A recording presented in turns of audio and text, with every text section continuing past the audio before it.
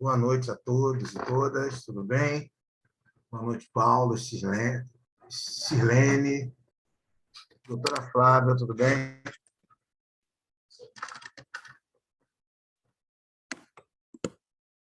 Oi, estou aqui. Boa noite a todas e todos. O professor Rodrigo já está, não? Não, ele vai entrar agora.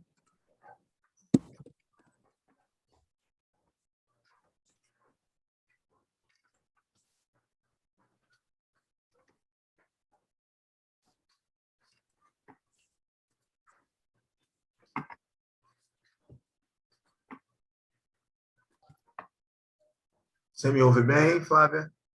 Ouço sim. Vou fechar meu áudio um minutinho, mas já volto.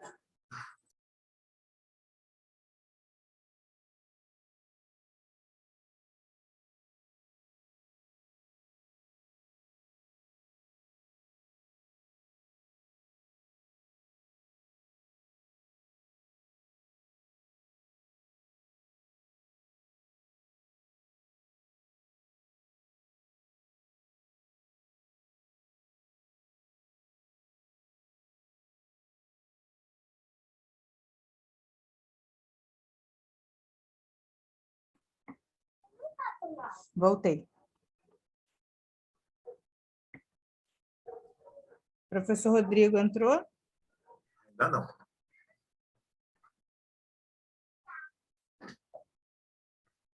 Vai ter uma quinta pessoa aqui.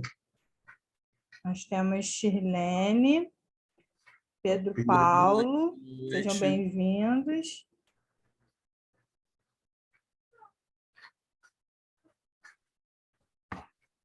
E o professor Rodrigo entrou.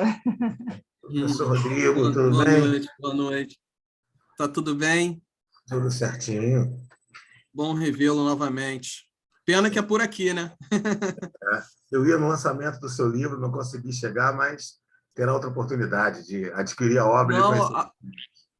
a Flavinha falou da sua impossibilidade, mas não tem problema.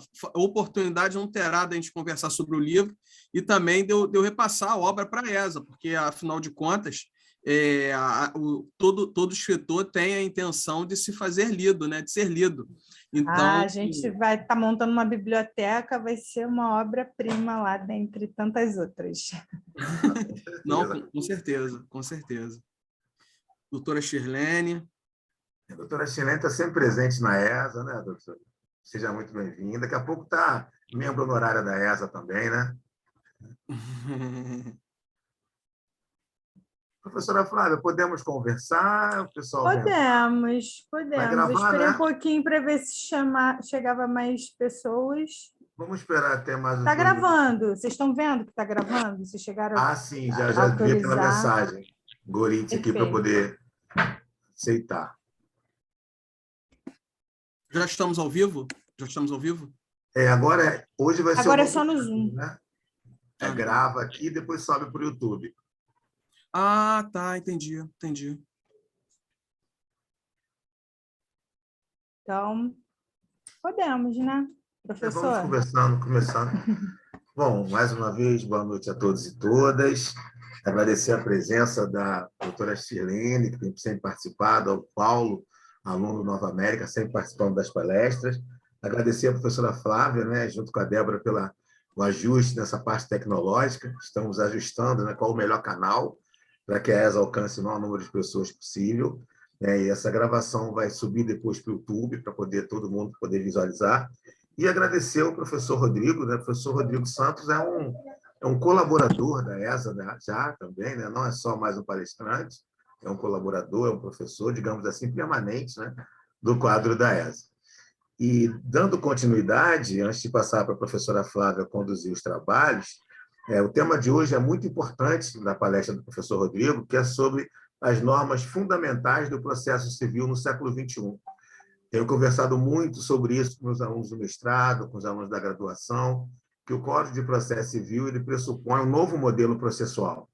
Um modelo processual que não só fica limitado às questões patrimoniais, mas também as questões voltadas para a dignidade da vida, principalmente aspectos sociais, como questões raciais, questões de gênero, entre outros. É um novo processo civil, um novo modelo de processo civil, que depende de uma compreensão muito adequada dessas normas fundamentais do direito processual civil. Ou seja, se eu não compreender bem o processo cooperativo, se eu não compreender bem esse processo voltado para tornar efetivas as garantias constitucionais, nós temos um processo qualificado, mas uma prática destoante, uma prática que, na verdade, não contribui para a efetivação dos direitos constitucionais. Então, professor Rodrigo, é uma palestra que eu estou muito empolgado para ouvir, porque é um tema que me parece de primeira hora, e a advocacia e os alunos compreendendo bem esse tema, nós temos aí, com certeza, uma renovação no sistema processual. Então, vou, de agora em diante, ficar aqui no meu papel de ouvinte, né? E ao final, hoje eu vou ficar até o final, vou poder participar mais, e já passo a palavra para a professora Flávia conduzir os trabalhos, já agradecendo a todos aí pela participação, não só hoje no evento, né, de forma síncrona, mas também ao verificar e analisar a nossa gravação. Então, professor Rodrigo, seja bem-vindo, professora Flávia.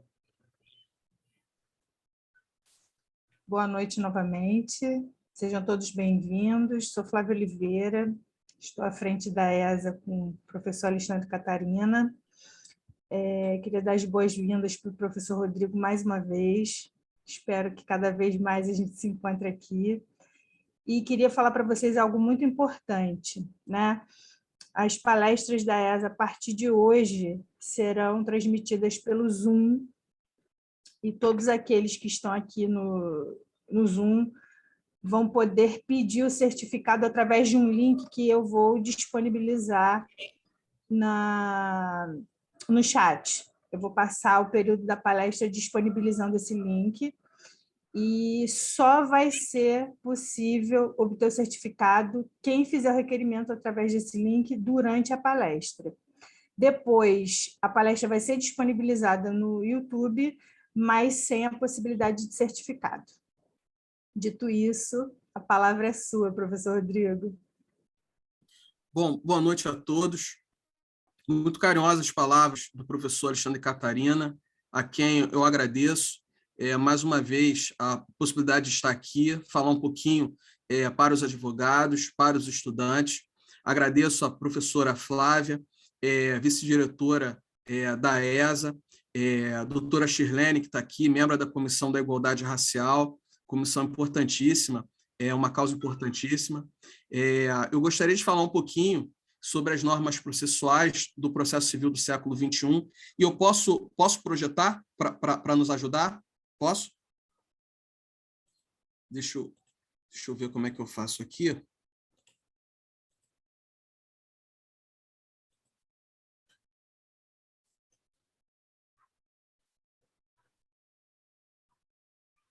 Será que eu consegui? É um pouco diferente. Se você vai ver a tela, não sei como é que vai ficar, tem forma que você consegue ver só a tela e tem forma que você vê a tela e os participantes. Deixa eu jogar aqui para cima, que de repente eu consigo. Não consigo projetar. Não consigo projetar. Eu estou desabilitado. Não tem problema, não tem problema.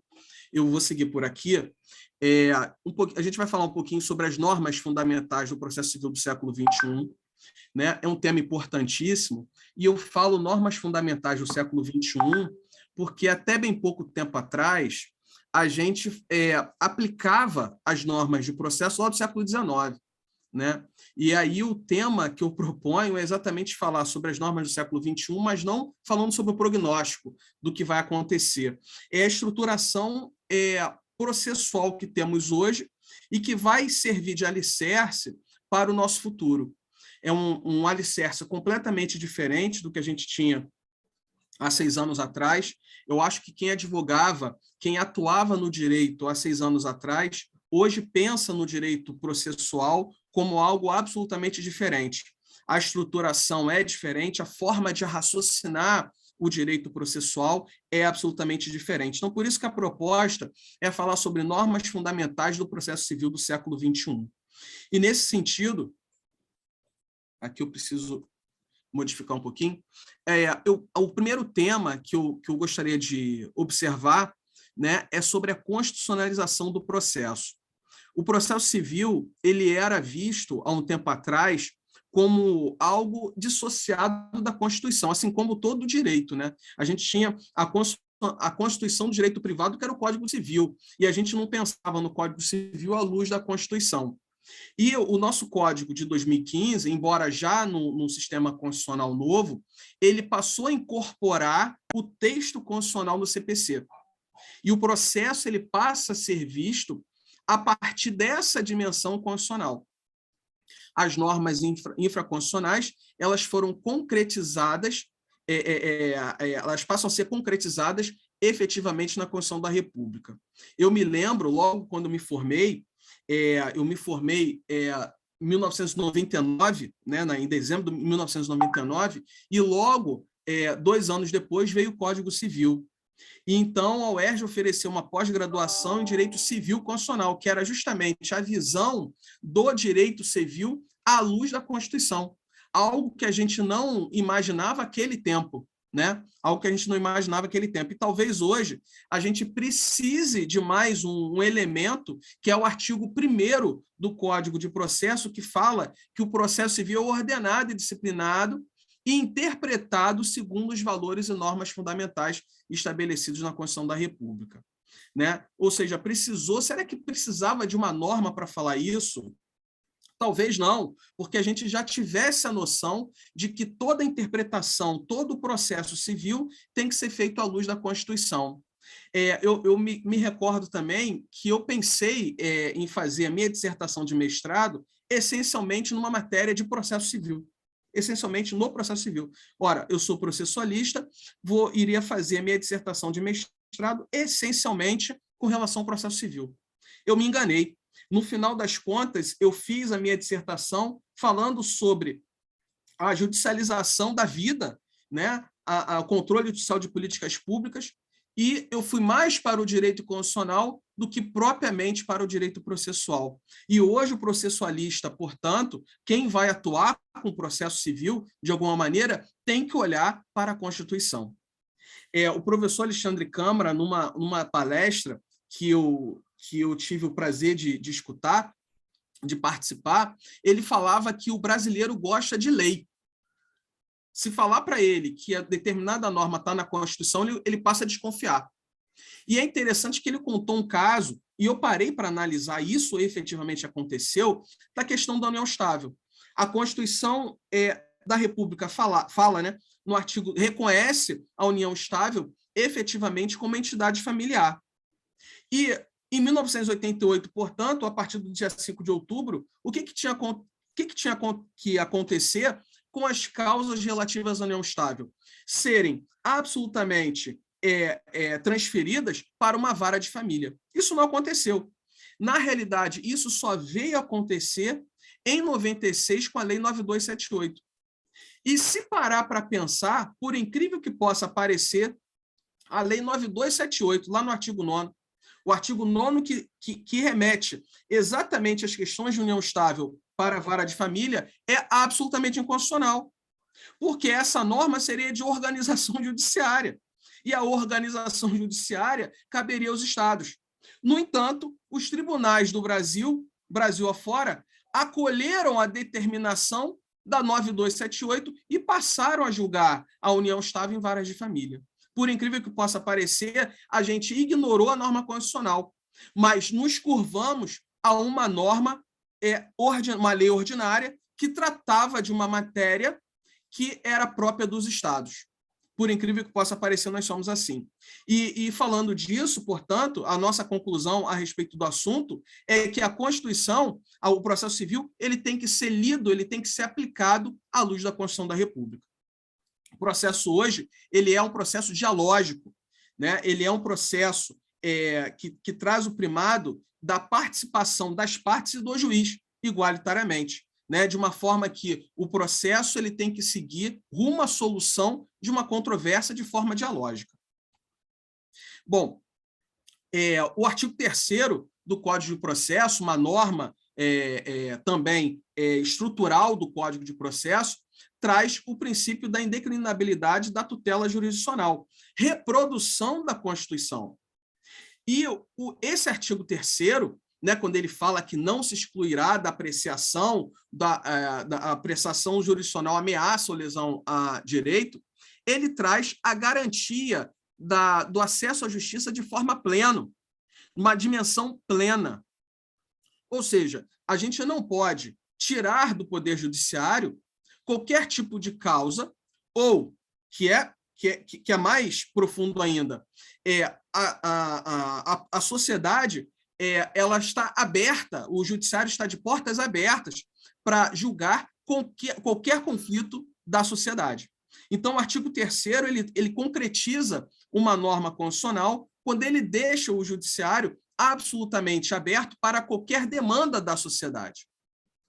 Pensando nisso, a gente tem que revisitar o acesso à justiça proposto por Capelletti, nas 3 ondas. Primeira onda, assistência judiciária aos pobres. E aí eu começo a perguntar, será que cumprimos essa primeira onda? Efetivamente ultrapassamos essa primeira onda de assistência judiciária aos pobres? A segunda onda é proteção aos direitos e interesses coletivos, difusos e coletivos. Da mesma maneira, será que ultrapassamos essa onda? Ainda que a gente ache, que a gente conclua que ultrapassamos as 2 primeiras ondas, efetivamente, eu diria, não conseguimos ultrapassar a terceira, que diz respeito aos obstáculos processuais, ou seja, rompimento das barreiras processuais do processo civil atual. Se no primeiro momento realizamos uma reforma considerável no Código de 73, tornando uma verdadeira colcha de retalhos, temos um Código de 2015 que ainda, a meu juízo, a gente já conseguiu decolar, talvez. A gente já conseguiu sair do chão, mas precisamos de muita coisa para efetivamente colocá-lo em prática, para realmente aplicar todas as suas determinações. Então, estamos, pelo menos, na terceira onda, se é que conseguimos concluir que ultrapassamos a plena assistência judiciária aos pobres e também concedemos absolutamente a proteção aos direitos e interesses difusos e coletivos. Hoje, vivemos uma justiça multiportas, né? O acesso à justiça deixa de ser monopólio da jurisdição estatal. Em nome desse acesso à justiça, da indeclinabilidade da tutela jurisdicional, vem a justiça multiportas de forma que o jurisdicionado, a sociedade, pode acessar a justiça através de várias portas. É a porta da conciliação, é a porta da mediação, é a porta da arbitragem, do Online Dispute Resolution, que são as ODRs, Comitê de Resolução de Conflitos e por aí afora. E, inclusive, os negócios jurídicos processuais. Então, a porta está aberta, né? Basta que se bata em uma delas para que o conflito seja resolvido. Estamos nessa fase da justiça multiportas. E aí eu faço algumas observações, porque até um pouco tempo atrás a gente falava disso tudo como meios alternativos de resolução de conflitos. Né? Será que eles são meios alternativos ou são meios adequados de resolução de conflitos? A doutrina hoje, portanto, indica que devemos deixar de utilizar essas formas de solução de conflitos diversas da justiça estatal como meramente meios alternativos, mas sim forma adequada, meios adequados de solução de conflitos.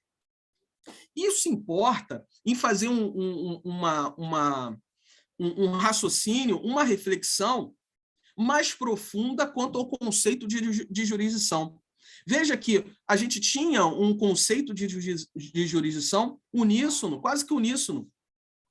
Um conceito de jurisdição que respondia às nossas indagações, às nossas observações. Aí vem a professora Ada Pellegrini Grinover, num livro que eu, inclusive, já ressaltei numa outra oportunidade, que é um ensaio sobre processualidade, e ela fala que o conceito de jurisdição ele deve ser alterado. Ele não pode ser visto como uma mera função do Estado, mas verdadeiramente como uma garantia de acesso à justiça.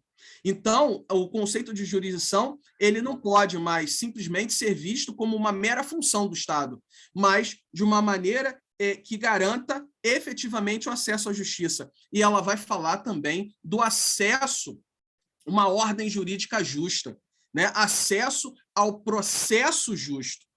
Então, existem formas de acesso que independem do Estado, mas essas formas de acesso, elas vão se unir no respeito ao devido processo legal. Respeito ao devido processo legal. Há quem diga que só a jurisdição provém da justiça estatal. O resto seria um equivalente jurisdicional. E isso é dito pelo professor Alexandre Freitas Câmara, pelo professor Fred Didier, ou seja, que temos equivalentes à jurisdição. A professora Ada, ela fala que não. Ela fala que todos os demais meios adequados de resolução de conflitos são efetivamente atividade jurisdicional. Olha isso, né? Apesar da professora Ada Pellegrini Grinover já ter falecido, ela escreveu em 2016 esse livro, Ensaios sobre Processo, 2016 ou 2017, Ensaio sobre Processualidade, com esse posicionamento de vanguarda. Não, a arbitragem, a conciliação, a mediação, tudo isso é acesso à jurisdição, é porta aberta da jurisdição, né? Mas ainda a doutrina, ela é reticente quanto a isso, não. Ela é acesso à justiça, ela faz parte do conceito de justiça multiportas, mas não é apenas o equivalente jurisdicional. Olha que coisa interessante. Às vezes, quando a gente fala, parece ser uma filigrana jurídica, mas isso quer dizer muita coisa, que é concretizar a justiça multiportas, o acesso à ordem jurídica justa por outras portas, além simplesmente da jurisdição estatal. Bom, o parágrafo 2º do artigo 3º, ele traz a obrigação do Estado de estimular a solução consensual dos conflitos. O Estado passou, portanto, a ter o dever de estimular a resolução consensual dos conflitos. O Estado não é mais aquele que propõe, né? Antigamente tinha o artigo 331 do Código de Processo, lá de 73, que num determinado momento, lá no final do processo, havia uma audiência de conciliação para perguntar se as partes desejam conciliar. Hoje, o processo civil ele está montado, ele está baseado no princípio da consensualidade. Se existe um conflito de interesse, é necessário que se tente conciliar. E é dever de todos, é obrigação do Estado. E no parágrafo 3º traz a obrigação de todos os operadores do direito de estimular a conciliação, de estimular a resolução consensual. É importantíssimo esse dado, porque muitas vezes, por exemplo, eu particularmente, eu fui formado num processo civil desculpa o termo, mas da pancadaria. O processo civil a gente aprendia para litigar. O advogado ele sentava na mesa de audiência bufando, porque ele só faltava partir para cima da outra parte ou do outro advogado. E hoje o sentido é exatamente o contrário, é a consensualidade, é a profissionalidade no exercício da profissão. Tá? E aí você observa um detalhe, um artigozinho, 154, que fala sobre o oficial de justiça. Ele fala que incumbe ao oficial de justiça certificar no mandado a proposta de autocomposição a ser apresentada por qualquer das partes. Olha que coisa interessante. Que talvez a gente passe rapidamente na leitura do código e não perceba. O oficial de justiça ele pode certificar no mandado uma proposta de autocomposição. Eu não preciso esperar a audiência de conciliação para apresentar minha proposta de acordo. Eu posso apresentar perante o oficial de justiça. É interessante isso, e talvez para algumas pessoas é uma verdadeira novidade. Né? Eu fico esperando, eu sou citado hoje, eu sou intimado para participar de uma audiência de conciliação e somente lá eu vou apresentar uma proposta. Não, eu posso, no mandado apresentar a proposta de conciliação e o oficial de justiça incumbe certificá-la nos autos. Coisa interessante. né? E a outra parte vai ser intimada para se manifestar sobre a proposta no prazo de 5 dias. É o artigo 154, inciso 7 do Código de Processo. Bom, e aí a gente entra na função processual como instrumento de realização de direitos fundamentais. O processo como instrumento de realização de direitos fundamentais. Isso para mim, soa com muita seriedade. O processo não é mais, a gente tem que parar de pensar o processo como aquele instrumento de realização de um direito de Caio contra Tício, para pensar no processo como instrumento de realização de direitos fundamentais. E daqui a gente iria para o processo, por exemplo, estrutural, que é uma área importantíssima que está sendo desenvolvida hoje. O processo como o juiz, o julgador, como uma instância organizadora de demandas sociais com grande repercussão e multipolaridade. Basta você pensar no rompimento de uma barragem que a gente verifica os efeitos e a multipolaridade que ela causa. Então, o processo, como instrumento de realização de direitos fundamentais, não pode ser visto apenas naquela demanda de Caio Tício, que a gente fala na faculdade para os nossos alunos, né? O Caio deve R$20 mil a Tício. Qual o instrumento processual adequado para isso? Não, o processo é muito mais que isso. O processo é instrumento de realização de direitos fundamentais. A decisão ela precisa estar de acordo com o sistema constitucional. E aí a gente poderia passar para, por exemplo, a separação dos poderes.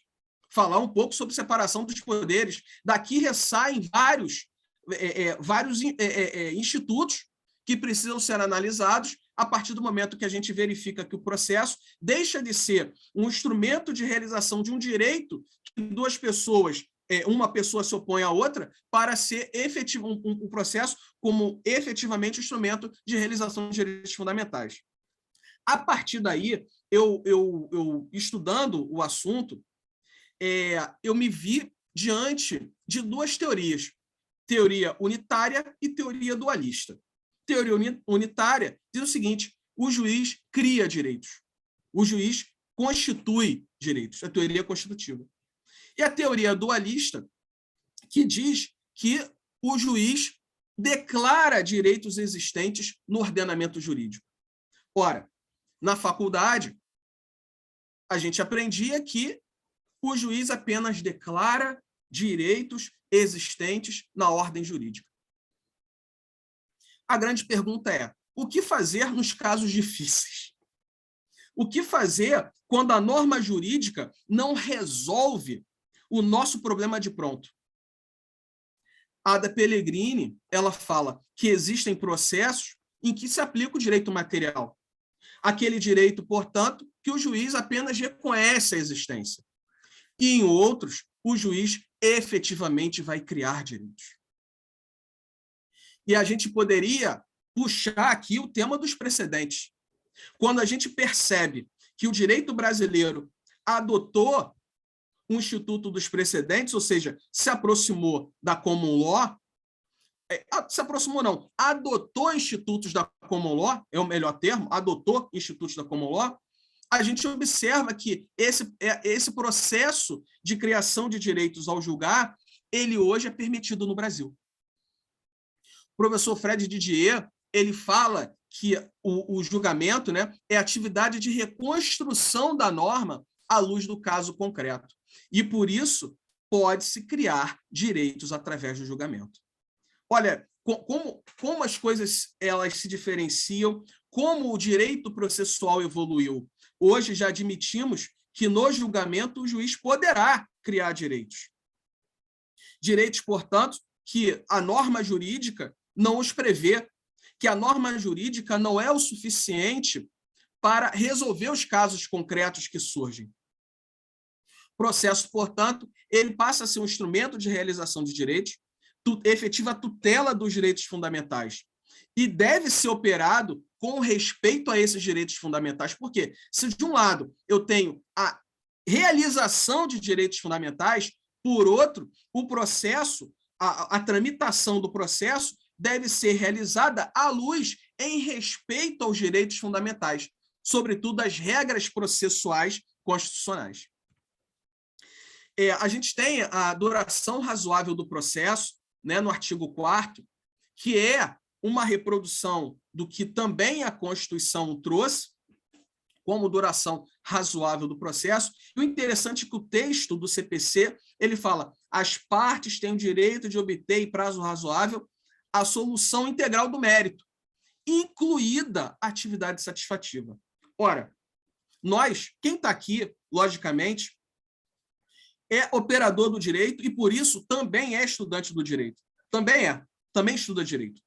E nós gostamos de decisões bonitas, de decisões novas, de decisões, portanto, que inovam, decisões de vanguarda, né? Do STF, do STJ, é disso que a gente gosta.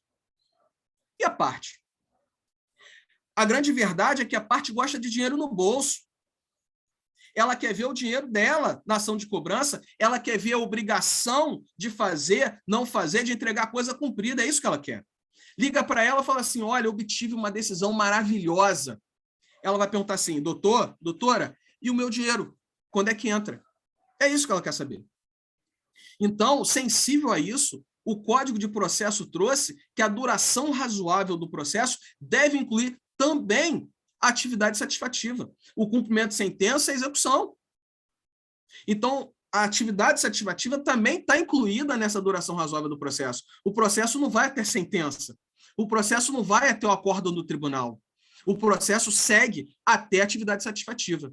Então, essa é uma nova visão, porque até então, para nós, eu obtive a decisão, isso seria o suficiente. Não, tem que ir até o final, tem que satisfazer o jurisdicionado.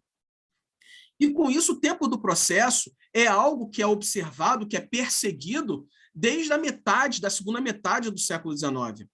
A gente corre atrás do processo justo, da justiça adequada. Como eu havia dito no início, o Código 73 ele foi reformado não sei quantas vezes. Hoje a gente tem o instrumento da tutela provisória, e especialmente, foi até tema de uma palestra anterior, temos a tutela de evidência.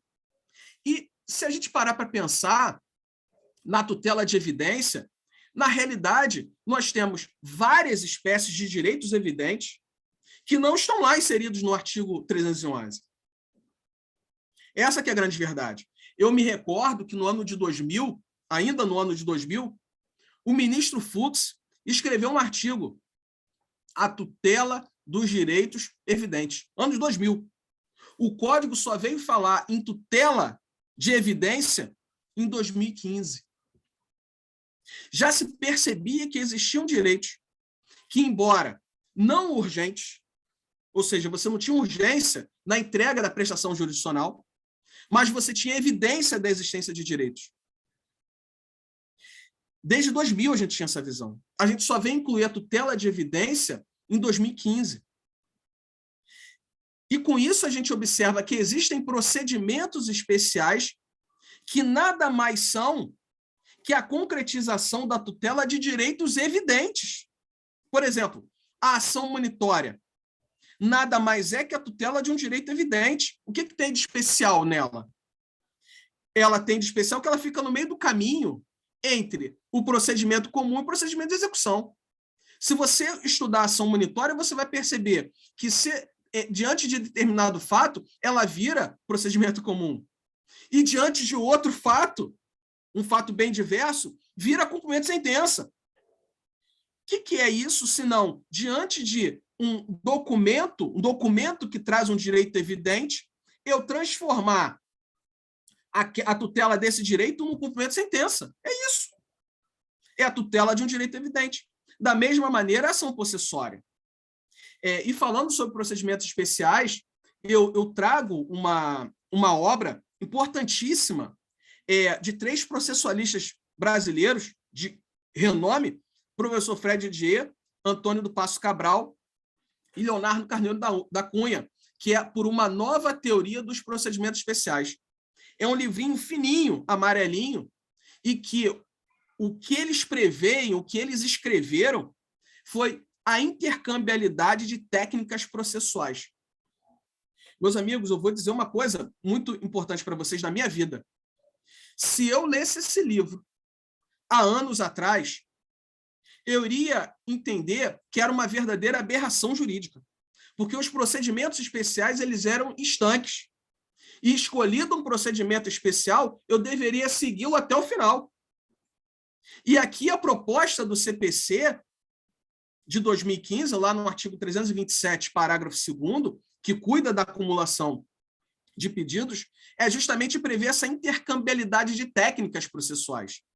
E esse livrinho fininho, ele traz essa visão, inclusive, esses doutrinadores disseram o seguinte, olha, a gente estava escrevendo o volume 6 daquela obra do professor Fred Dier, só que não conseguimos, porque nós verificamos essa essencialidade quanto aos procedimentos especiais.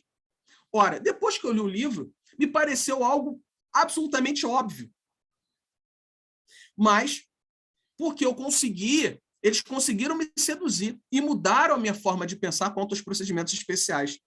De forma que você pode se utilizar de uma técnica especial entre os procedimentos especiais ou entre os procedimentos especiais quanto ao procedimento comum. Isso era inimaginável há tempos atrás. Não, você escolhido um rito, você vai respeitar aquele rito até o final. Não. Hoje você pode pensar uma técnica processual específica e utilizá-la no procedimento comum. Da mesma maneira que você pode pensar uma técnica processual específica para aplicar em outro procedimento especial de forma específica. Então, essa visão muda, né? A gente está... É um 360 que dá no nosso raciocínio diante de um código de 73, uma colcha de retalhos, e a nova estrutura do direito processual. Então, não adianta a gente querer comparar um artigo do Código Antigo com outro, com o atual, porque realmente a interpretação, o alicerce, a noção de direito processual é absolutamente nova. E, prosseguindo, a gente fala um pouquinho sobre boa-fé e cooperação. A boa-fé se dirige a absolutamente todos, inclusive ao próprio juiz. O juiz não está fora da boa-fé, desse raciocínio da boa-fé.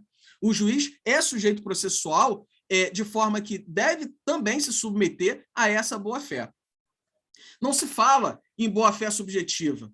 O que se fala aqui é na boa-fé objetiva, que é um comportamento humano pautado no padrão ético de conduta. É um comportamento humano pautado no padrão ético de conduta.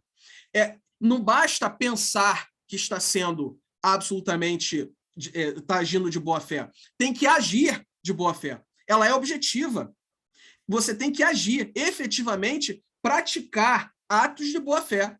Não basta simplesmente pensar, não, eu estou sendo bom, eu estou agindo de boa-fé. Eu desejo que essa demanda se resolva da melhor maneira possível. Não, você tem que praticar, você tem que evitar condutas que possam atrasar, criar incidentes para o teu... Não pode.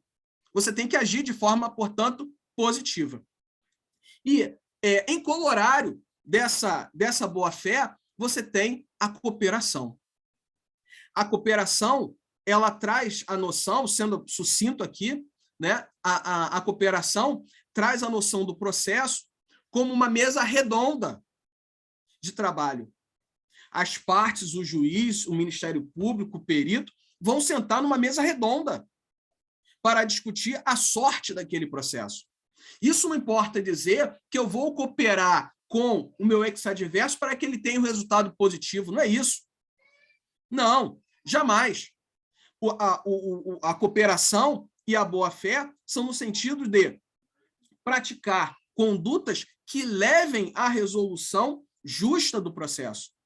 Isso não impede de eu afirmar, trazer as minhas alegações à luz do direito. Até porque a minha visão do fato pode ser absolutamente diferente da visão do outro lado.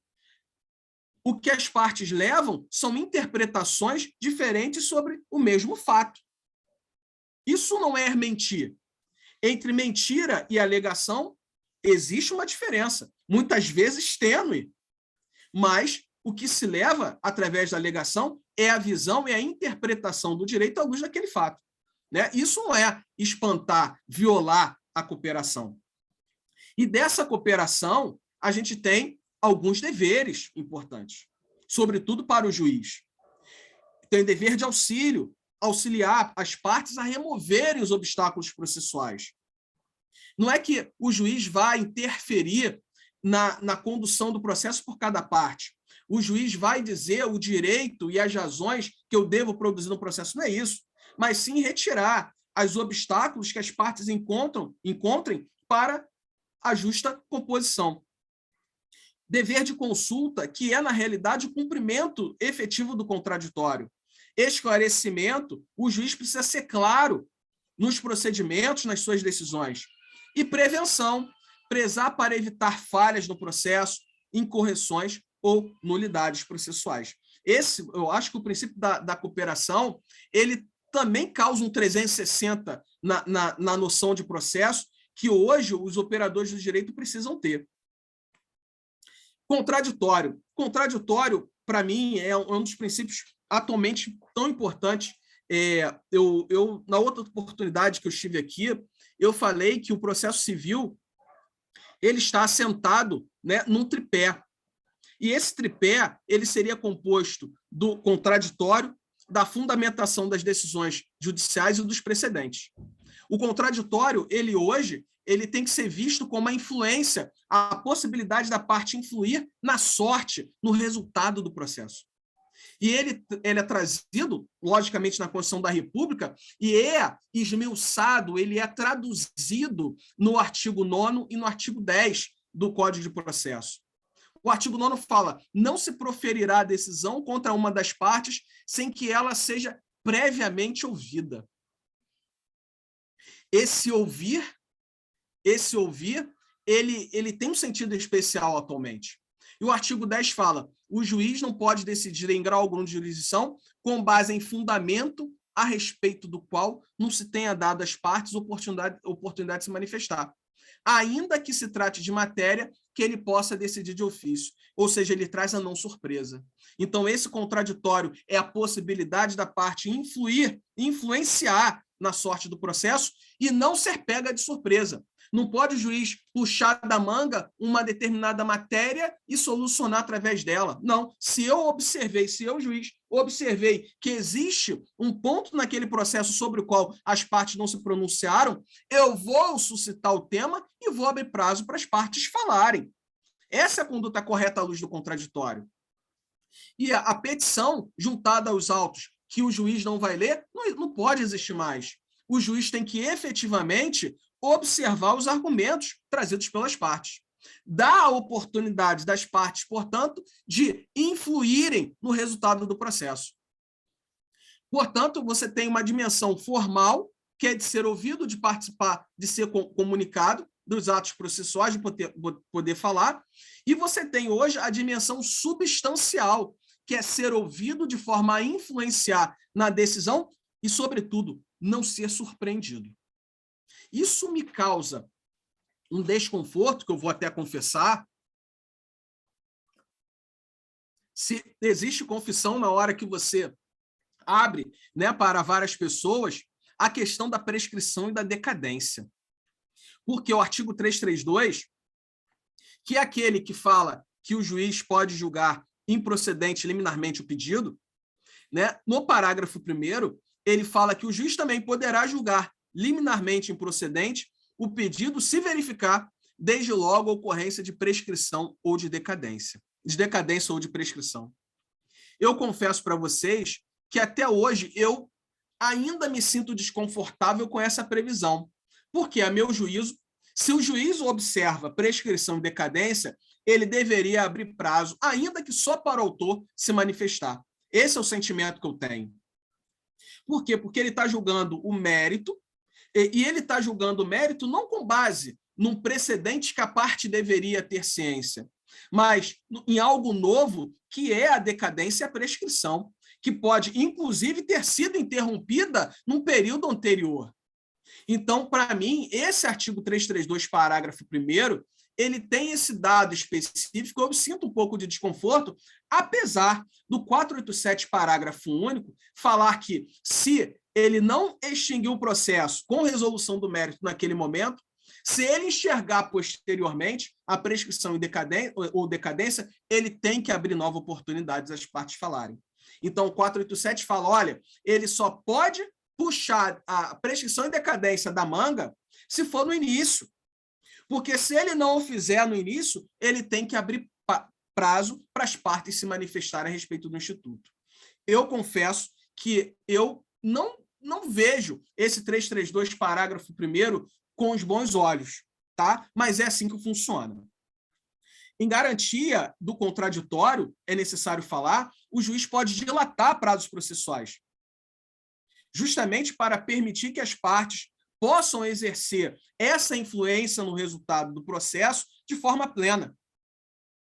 Abertura, no 932, né, você tem a abertura de prazo para as contrarrazões contra o recurso, quando o recurso está de acordo com o precedente e tiver que ser provido. Então, isso é a manifestação do contraditório. Né? No 932, fala sobre os poderes do relator. Incumbe ao relator negar provimento a recurso que for contrário a precedente, mas ele também pode dar provimento a recurso que esteja de acordo com precedente. Mas só que, para isso, ele tem que oportunizar o contraditório. E ainda, nessa sequência, e eu estou falando rápido porque o horário segue, né? O horário segue, mas ainda nessa sequência do contraditório, temos os embargos de declaração com efeitos infringentes. Ou seja, se o juiz vislumbrar a possibilidade daqueles embargos de declaração, daquele vício de omissão, contradição ou obscuridade, alterar a sua decisão, ele tem que abrir oportunidade para o embargado se manifestar em cumprimento também ao contraditório. E aí segue também o aditamento, a apelação, né, quando a modificação da sentença também em sede de embargos infringentes. Está lá no artigo 1024. Indo para a fundamentação das decisões judiciais, e já caminhando aqui para a conclusão, né, como eu disse, né, o Código de Processo está baseado no tripé. E a fundamentação das decisões judiciais previstas no artigo 11 tem sede constitucional. Está lá no artigo 93(9) da Constituição da República. Necessidade de fundamentação da decisão judicial é um direito fundamental. A decisão que não é devidamente fundamentada é nula, ela deve ser, portanto, cassada. E essa fundamentação da decisão judicial nada mais é que a garantia do devido processo legal. A motivação, ela tem que ser, no mínimo, ela tem que ser suficiente, no mínimo, para que a gente possa dizer que o processo ele foi realizado à luz do direito processual e do direito material.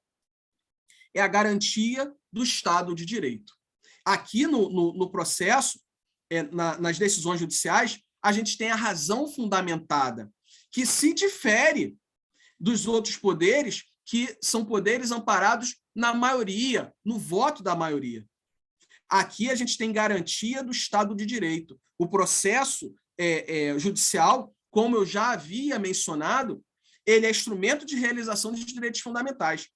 E, por isso, ainda que haja voto da maioria em sentido contrário, o processo ele tem que ser meio de reordenar o sistema constitucional de forma que impeça a violação de direitos fundamentais. Isso dá aso a um grande bate-papo sobre separação dos poderes, mais uma vez. Né? E deve-se dizer que a fundamentação das decisões judiciais ela é decorrência lógica do contraditório. Um processo em que as partes têm o poder de influenciar na sua sorte é um processo realizado em contraditório e, portanto, eu preciso conhecer as razões que levaram a uma determinada decisão. Portanto, fundamentação das decisões judiciais é colorário do princípio do contraditório. Michele Tarufo, que faleceu em 2020, ele falava assim, os destinatários da motivação não são somente as partes, os seus advogados e o juiz da instância superior, mas também a opinião pública. Ou seja, a fundamentação A fundamentação, ela serve, inclusive, para trazer a público as razões daquela decisão, do resultado do processo. Bom, é uma decisão que as provas são valoradas, e as provas, uma vez valoradas, elas devem ser observadas, o juiz deve declinar o valor que as deu. Eu vou dar mais valor a uma prova testemunhal, a um fato que a parte falou, ou a uma outra prova, um documento? Por que eu confio mais na testemunha do que no documento? Ou no documento, a testemunha? O juiz precisa esclarecer os motivos que o levaram a proferir uma determinada decisão no sentido. E aí a gente conclui que a fundamentação das decisões judiciais leva ao controle da atividade judicial. Decisão fundamentada é aquela em que eu posso controlar. E aí eu posso recorrer dessa decisão. Decisão fundamentada, eu não tenho meios de recorrer. E aí a gente parte também para a abordagem dos precedentes. Porque uma decisão bem fundamentada, através de uma decisão bem fundamentada, eu formo precedente. Eu trago a base, portanto, para vinculação através de uma boa fundamentação. Não posso deixar de falar, o último ponto que eu queria destacar é o artigo 489, parágrafo 1º do CPC. A meu juízo, é um dos artigos mais importantes do Código de Processo. É aquele que fala que não se considera fundamentada a decisão que se limita a indicar, a reproduzir lei ou ato normativo sem explicar o que aquela lei, aquele ato normativo tem com os fatos da causa, tem com a questão decidida. Qual é a relação? Por que eu estou aplicando aquele artigo? Aquela que emprega conceitos indeterminados, sem explicar o motivo concreto da sua incidência. Eu me utilizo do Código Penal, parte já revogada, daquele que falava do rapto, né? Raptar mulher honesta. E o que era mulher honesta quando esse artigo estava em vigor?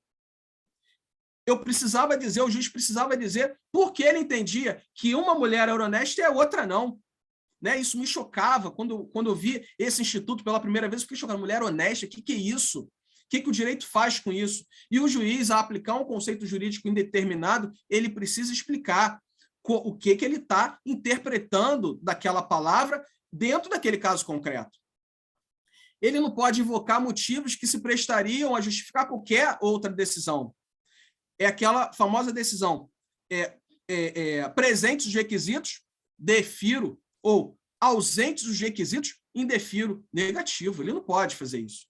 Isso se presta a qualquer coisa. No meu caso concreto, quais os requisitos vislumbraram que autorizaram o juiz a proferir aquela decisão? Ou quais os requisitos, os pressupostos inexistentes do meu fato concreto que não autorizaram ele, por exemplo, a deferir a tutela provisória por mim requerida? Ele precisa indicar isso.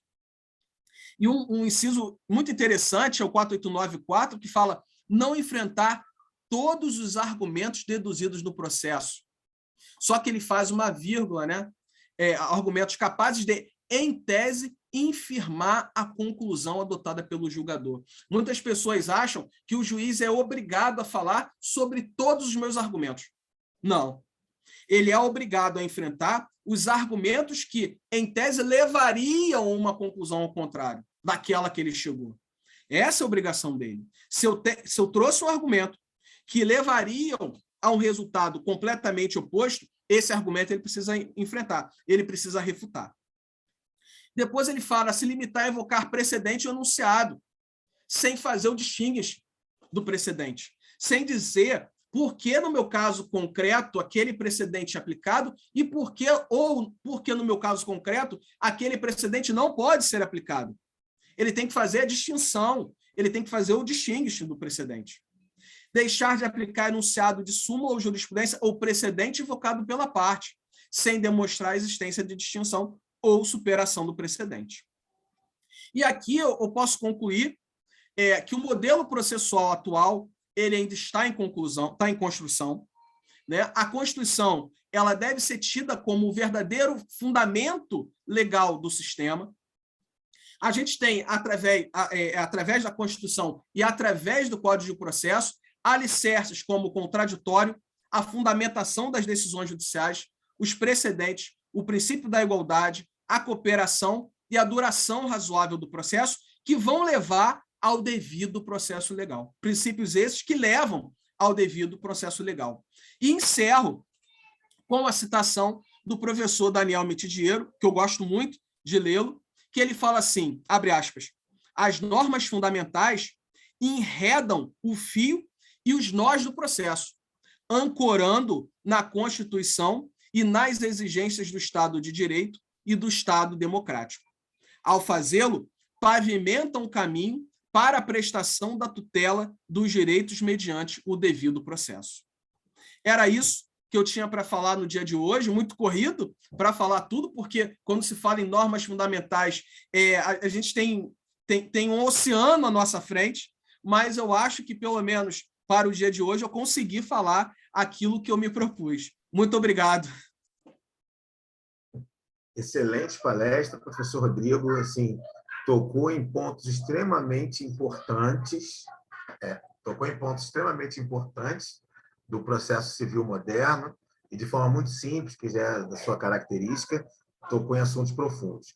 Eu, antes de passar para a doutora Flávia, ver se tem perguntas, eu anotei bastante coisas aqui, e dentre elas, uma que eu queria só comentar brevemente, é sobre esse livrinho que você leu, eu também li. Eu confesso, quando eu comprei na Pod, eu pensei que era um livro de 200 páginas, quando chegou era fininho, aquela foto era parecia que era muito grande, mas eles falam uma coisa nesse livro que já está no José Joaquim Calmon de Passos, né? O procedimento comum ele serve como instrumento para garantir qualquer direito. Os procedimentos especiais eles têm a sua especificidade, claro, mas o procedimento comum, e principalmente no Código de 2015, ele é uma tábula em branco que permite você concretizar qualquer direito, desde aquela ação de despejo tradicional até a concretização no direito estrutural, vamos dizer assim, como no caso, aquele caso lá do Carrefour, né, que aquele rapaz sofreu racismo que apanhou até morrer. Então, você tem, num instrumento, a possibilidade de tutelar uma ação indenizatória lá do artigo 14 do Código de Defesa do Consumidor, mas também determinar que uma empresa adote medidas para evitar o racismo estrutural. Isso é de uma riqueza muito grande e que requer de nós, né, advogados, professores, estudantes, uma compreensão para que ele extraia todo o potencial que está posto ali no CPC de 2015. E aí você foi muito feliz quando você diz que o CPC ele é um caminhar. As normas que estão ali no CPC, elas podem extrair cada vez mais frutos à medida que a sociedade demandar. Mas que essa é a principal riqueza do processo civil de 2015 e você abordou muito bem. Então, parabéns mais uma vez aí pela sua contribuição assim, realmente tocou em pontos muito importantes para nós. Doutora Flávia, temos perguntas? Eu tenho uma pergunta. Que ótimo. Eu perguntei aos participantes que queriam perguntar, até o momento nenhuma pergunta foi formulada. Mas eu queria fazer uma pergunta, uma coisa que me causa desconforto, né, nas ações de família. Quando você fala sobre a consensualidade, a gente tem as ações de família que necessariamente vão ter uma audiência de mediação, né? Uma audiência preliminar de mediação. E, na verdade, na prática tem acontecido diferente, né? Quando a parte autora se manifesta dizendo que não quer a audiência preliminar, o juiz intima a parte ré já pedindo que ele responda. E aí a gente tem um 334 que vai dizer que a audiência só não vai acontecer se as duas partes se manifestarem expressamente contrárias à realização da audiência. E aí esse réu ele não tem a petição do não, né, dizendo também não tenho interesse. E eu acho isso muito prejudicial.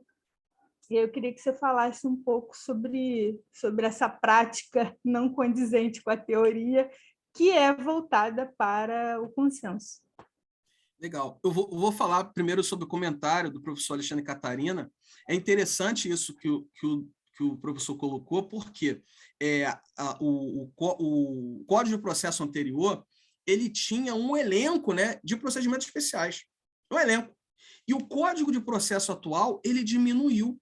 E diminuiu exatamente por isso que o senhor falou, né? O procedimento comum, ele foi forjado exatamente para que ele pudesse realizar a tutela de todo e qualquer direito. Né? Exatamente por isso, né? O procedimento geral, é o procedimento básico que é utilizado para a tutela dos direitos, exatamente nesse sentido. E aí, se a gente compara, a gente percebe que diminuiu muito o número de procedimentos especiais, exatamente para concretizar isso. E a professora Flávia tocou num tema que eu falo muitas vezes isso em sala de aula, que é o fato do 334 trazer textualmente que a audiência só não acontecerá se ambas as partes não quiserem que ela se realize. Né? Eu me bato muito porque eu acho que aí há disponibilidade, é um direito disponível, né? Eu posso ou não querer me conciliar com outra parte lá no 334. Né? E mesmo o entendimento que vigora, mesmo se eu não quiser, eu sou obrigado a ir se a outra parte quiser. Né? Então, ao aplicar esse tipo de entendimento, eu passo a obrigar a parte e ainda que ela não esteja de acordo. Então, tem um conflito aí que a gente pode entender que não deveria haver audiência de conciliação se uma delas disser que não quer. E tem outro entendimento que diz que, textualmente, né, a interpretação gramatical do código, somente se as duas partes não quiserem realizar audiência. E lá no artigo, salvo melhor juízo, o 694, o artigo 694 fala da audiência nas ações de família. E não faculta, nesse artigo 694, não faculta a parte, qualquer das partes, a audiência. Eu não quero realizar. Não dá essa faculdade. Textualmente que se observa isso. Por quê? Porque a natureza do direito é outra. E eu me acho até no direito de falar que ali não é nem audiência de conciliação, é uma mediação. A determinação ali é propriamente uma mediação, e não uma conciliação. Porque ali a natureza do conflito é de afeto. E aí eu entendo particularmente que a parte deve se submeter a isso obrigatoriamente. Tá? Ao contrário do que muitas vezes tem sido realizado de intimar, eu não quero. Ou então, na própria petição inicial, eu não quero, né, realizar audiência de conciliação. E o juiz acolhe, a parte autora não quer, aplicando lá até a questão do 334 que eu mencionei, né? Não quer, beleza, um não quer, então não tem audiência de conciliação. Eu acho até que, em conflitos que não são de afeto, eu acho que esse entendimento é válido, sim. Eu acho que a gente tem que aplicar, deixar que um direito disponível seja, a parte possa abrir mão de um direito disponível. Agora, em família, não. Em família, eu acho que a audiência ali é de efetiva mediação e a parte deve ser obrigada a realizá-lo. Eu acho que esse tipo de posicionamento, né, de intimar a parte ré para responder, você impede o êxito de uma mediação. O mediador não consegue exercer a função dele, né? E aí eu queria falar um comentário que o Pedro fez aqui no chat. Pedro, esqueci, peraí. Pedro Otávio. Eu não vejo prejudicial, vejo como célere, pois se não houver mais provas a serem produzidas, entendo que atenda às partes. Mas se o réu tiver provas, em especial testemunhal, o juiz tem o dever de agendar pauta. E aí, enfim, né? Eu vou deixar para o Rodrigo responder, mas no que eu estou falando aqui, na verdade, é a audiência preliminar, né? Não a IJ. Mas, Rodrigo, responda ao Pedro. Deixa eu ler aqui. Eu não vejo prejudicial, vejo como célere abrir mão da audiência, né? Pois se não houver mais provas a serem produzidas, entendo que atenda às partes. Mas se o réu tiver provas, em especial testemunhal, o juiz tem o dever de agendar pauta. Eu acho o seguinte, né? Como eu falei, o código atualmente, o sistema processual atualmente, ele está pautado na consensualidade, né? Você está falando nas ações de família, né, Pedro? Você está falando propriamente nas ações de família, né? Ou está falando de forma geral? Não? De forma geral? De forma geral, eu tendo a concordar com você. Né? O entendimento é que se o juiz se a parte não quer conciliar, que nas demandas que não sejam de afeto, ok. Então, se uma delas não quer, não tem audiência de conciliação. Então, o autor vai dizer isso na petição inicial, ou o réu vai dizer isso com 10 dias de antecedência à audiência de conciliação. Mas tem muita gente que está aplicando, e o entendimento na doutrina é corrente de que só não vai haver audiência se ambas as partes não quiserem.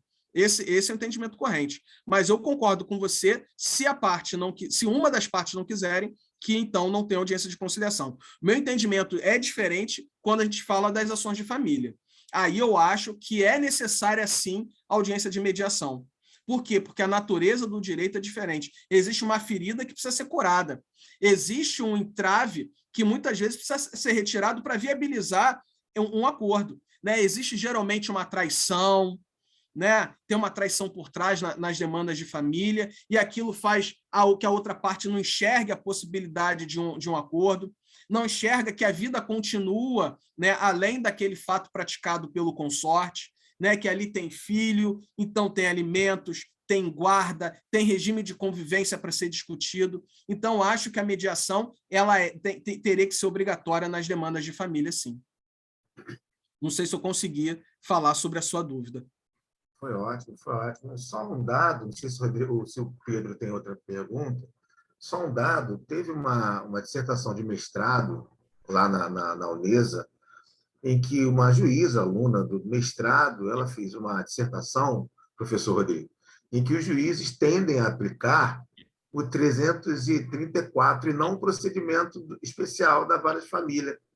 Eu já escrevi num artigo que eu mencionei, eu denominei esse procedimento como procedimento por mediação. Concordo com você mesmo, ali tem que restaurar diálogo.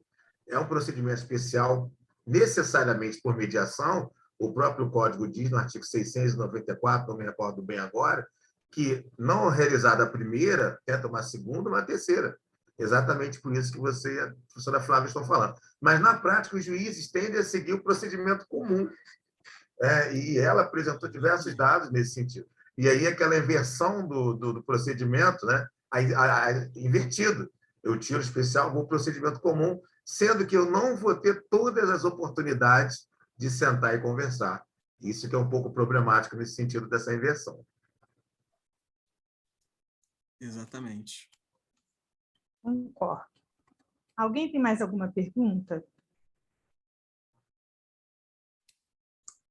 Então, vou falar mais uma vez sobre o certificado. Quem quiser solicitar o certificado para a palestra de hoje, eu peço que o faça pelo link que eu estou disponibilizando mais uma vez no chat, tá?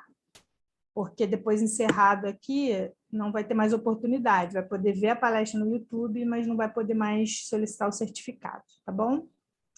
E, dito isso, queria saber se o professor Rodrigo, o professor Alexandre querem falar mais um pouco. Eu só agradecer ao professor Rodrigo por, mais uma vez, abrilhantar a nossa escola, trazer aí um pensamento refinado de processo civil, que contribui muito para a nossa escola, muito para a nova geração, como o Pedro, o Paulo, acho que o Pedro Otávio também é aluno, não sei, mas a doutora Shirlene, enfim, alcança tanto os advogados quanto os alunos, que é fundamental. Você não tem esse novo CPC dando o máximo de si se você não tem operadores habilitados a operá-lo, né? A trabalhar com as cláusulas gerais que ele coloca, essa perspectiva democrática do processo, e a sua palestra, que vai ficar aqui gravada, ela soma muito nesse sentido. Então, mais uma vez, agradecer a sua presença, agradecer ao Paulo, né, Pedro Paulo, a Shirlene, demais, Fernando, demais que participaram do evento de hoje, e não basta participar, né?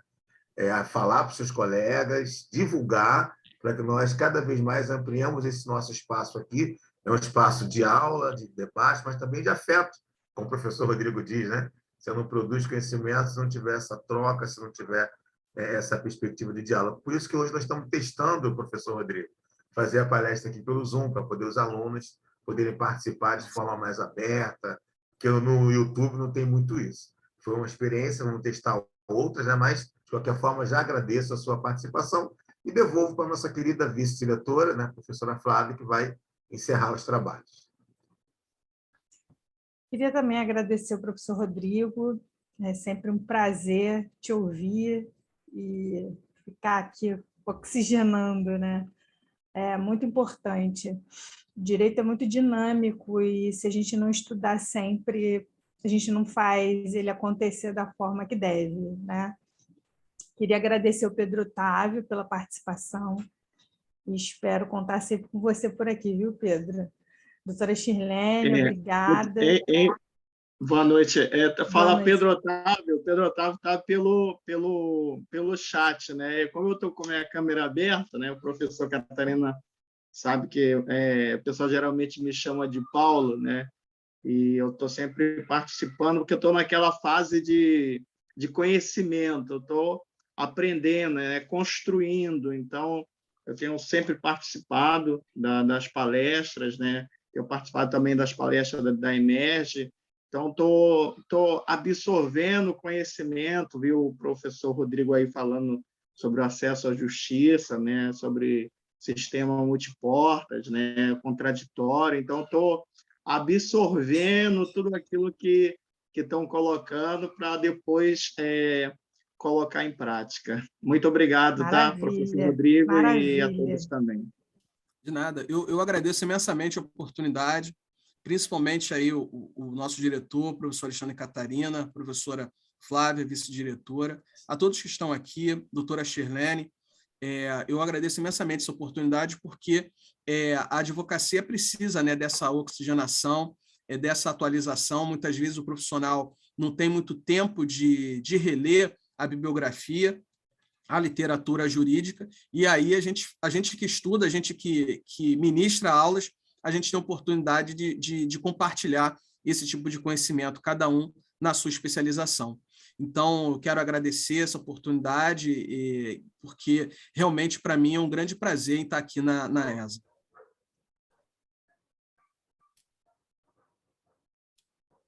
Então, obrigada.